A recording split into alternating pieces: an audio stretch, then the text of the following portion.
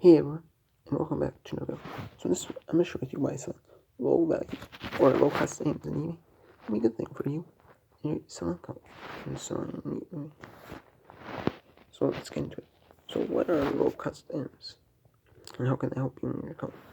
Well, low cost names are not names that cost you say quarter, 50 cents, 75 cents, dollar yard sale, estate sale, garage sale, thrift store, flea market, antique, private deal. You get names for free from some. As I count, eBay low cost names is items that are cheap to buy on eBay, like items that are $10 under with free shipping. But you can include items that are under $10, but you have to factor the cost of shipping in. So an item that's say $6.99 plus say $4 shipping, it's not qualifying. That's $10.99. It has to be an item that's under $10, $10 under, with the cost of shipping that the buyer pays factored into it. But it's mainly items that are $10 under with free shipping. And people might say, "Oh, you don't make a lot of money on them." I mean, you really don't. But it's more like the volume method. And if you say I sold the Kate McSider for $254 plus $32 shipping, and after shipping, my 14.5% fee on the shipping, the tax, which you don't see any tax, and $254, the $32 shipping, and then the 30-cent fee. Take home. I'm only making about $1.25 profit. But you know what? I've sold about 100. At least sold probably 100, if not 150 books by now. And they're pretty easy to ship. I just wrap them in bubble wrap. I'm in like a little paper mailer, or if they don't fit a paper mailer, I put them in a box. If it's like a lot of books or something like that, or they order multiple books, they don't fit in like a paper mailer, And they're pretty quick to ship, pretty easy to list, pretty easy to photo. And they're easy to store, and they're easy to find, you're not really going to confuse them easily, as long as you match up to the book up to the photo that you have on your eBay listing, in case you happen to pull the wrong book by accident. But I'm going to explain why selling like low cost things can be good for benefit. One is it drives traffic to your account, drives sales and traffic to your account. And yeah, it does. So for example, if you let's say 20 DVDs, and then say for $5 free shipping each, I mean, you're not gonna clear a whole lot on those DVDs, maybe 50 cents, $1, but you're just driving traffic to your account. Like you're having those low cost items, be like almost like essentially like not loss lead. I mean, they could be loss leaders, but they're kind of like loss leaders, but you're still making a lot of profit on them. But what it is like driving traffic to your account, getting people to view your higher dollar items. Someone might buy a low dollar item, but look at your high dollar items, and they might not put you in there, but they'll look at your high dollar items. They might put you in your low dollar item, or someone might look at your low dollar item, and then someone eventually might put you on your high dollar, on your higher dollar item. There's two. It just helps your account in general. Like what I mean by that is like you list 20 DVDs, instead of lotting all 20 DVDs up. If you lot all 20 DVDs up with one listing,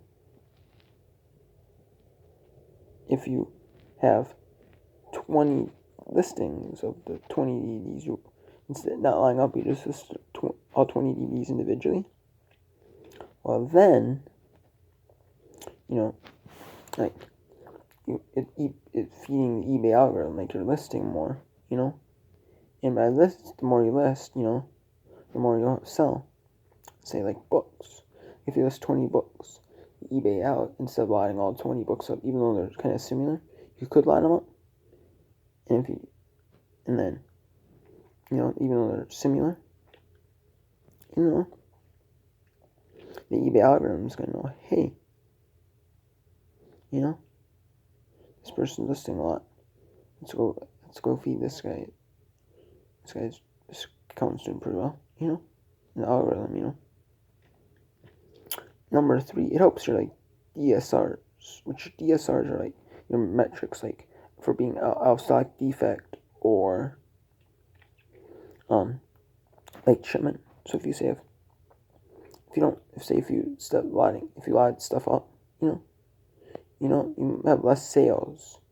So if you sell less items, and if you have 1,000 sales, you sell 1,000 different names, and you have one, out of stock or on late shipping,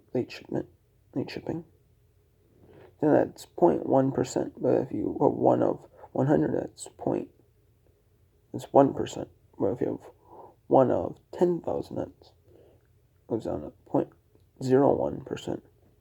So selling a bunch of low-cost items can be beneficial because it lowers your DSRs, it lowers your out-of-stock defect or your late shipping rate defect if you have one, because those items are going to be, because people are going to pull the trigger on them, and it's a kind of way to foolproof. It's kind of like a way to almost lower your DSRs, but you're still making legit sales according to eBay, which is a good thing. And then number 4 is you might get those items really cheap, like some books and booklets, I got paid really cheap for them, $8, $9, $10 for a total books or some of that, and I can sell one book for I can sell a couple books, make my money back, and the rest of the books are pure profit if I have a higher end book, you know what I mean, one book that's $10 to $20 book at least, I've had lots that I've made together, books that aren't really worth listing individually at all. They're higher, but you can make some in one big lot. Get good combine, get one, make the profit more, I should say more about make it appealing to buyers if you sell them a lot instead of selling them individually, and then boom, you're in the profit. That's what I've been doing with books, every book lot I sell a couple higher, the cream of the crop out of that lot, that's $15, $20 books. And the $5, $10 books plus shipping, or the lower end stuff, the $5 to $10 plus shipping stuff, it might sell. It'll sell, but then it might take a little bit to sell, a few weeks to sell. And you're kind of stuck with some of the lower dollar items. You might be stuck with a few higher end items, but it just all depends on the market, at that time and stuff like that. But if you get your stuff really cheap, quarter book, you're still making it, and you sell a book for say $10 free shipping, and so you, after everything, you clear $5 profit. Well, that's still a decent sale. You're still making $5. You're $5 there. But even if you only sell a thing for $5 free shipping, clear 50 cents. It leads me to number 5 is, even if you sell it for $5 free shipping, you only clear 50 cents on it. You might be able to get combined order. You might be able to sell multiple items to the same buyer, say two $5 free shipping items, and then combine them together to make a $10 sale. And now instead of making $50 profit on those two, if you sold them separate, you're making now say $4, but they have to be combined. Because if they're not combined order, you're taking 30 cents off each listing, which you're still making you're still making more than what you hope, because you combine them two together. Even if the same person orders both items separately,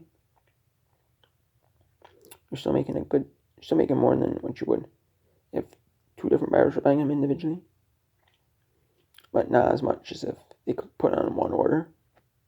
But either way, it still helps out. You still increase your average sale price from, say, your profit on that, from say $1 for those two items if you sold them individually, to now $3, $4, say. Which is always a benefit, because shipping may go down from, say, $3.50, may go up to, say, $4.50, but guess what? Yeah, but you don't have to spend $3.50 each time. you're only spending $4.50. So it might go, your profit might go up to say $3-4. You know what I mean? And you can also entice people with a sale number 6. Say like, buy 3 items, get 10% off. So if you do 5, 5, 5, they might be like, oh, I'm going to buy 3 $5 items and get the 10% off. I'm like, yeah, do I really want it? But I can save a little bit of money on those items. And then so it entices people, hey, I get a little discount. And then but then you make more profit per item, per sale, per item. You make more profit on than just selling one individual. I mean, even if you have this sale, you might get people that just buy like one item from you. Even if you have that sale, but if you have this sale, you're more enticed to get people to buy like 3 items from you for say 10% off. And make more money. You know what I mean? Make more money, make more profit on the items, even if you sell them individually. And then another reason is, my last reason is feedback. You can get more feedback to your eBay account. I have like 586, like 270 some positives in the last year. But you can get you might be able to say have 100 positives, I guess. But then if you sell these lower cost items, you have more people. And if you list them in volume, you have a ton of listings. More people will buy from you than say you list listing. You know what I mean? More people buy from you if you list like lower value items. If they do it, then you may get more feedbacks. You know what I mean? You know what I mean? If you list a lot of volume, the more people that buy from you if you list in volume, and then the more feedbacks you get. So you may have, say, 500 positive feedbacks if you list volume, but if you lotted that stuff up, you might only say have 200 feedbacks. So you're getting like more sales driven to your account. You're getting more feedbacks to your account. And your account's getting more like sustainability, like growth in it, I would say. Because you're growing your number of feedbacks, which is always a good thing. Because the more feedbacks you have in your account, the more 100%. And especially like books and stuff like that. Books, CDs, DVDs, stuff that's easy to ship, easy to list, easy to store, You can get like 100%. You can get positive feedback pretty easily. And if you have, say, 500 positive feedbacks, you know what I mean? And if you happen to get negative, say, it'll offset like the one negative. I mean, won't be like 99%. It'll look like 99.9 or 99.8. It'll look like better on your account than if you say have like 100 feedbacks and say one negative. You know what I mean? It'll look a lot better on your account. Positive feedback ratio will. Or even if you don't get negatives, just drive your account up and it'll say like, wow, this person has like 600 like positive feedbacks in like the last 12 months. That's pretty good. I'm gonna buy from this person. Or this person has 1,000 feedback stars. 1,000, say 1,000. Their feedback score is 1,000. I'm gonna buy from this person instead. That person has like 200 feedbacks. They're better. This person must be a better seller.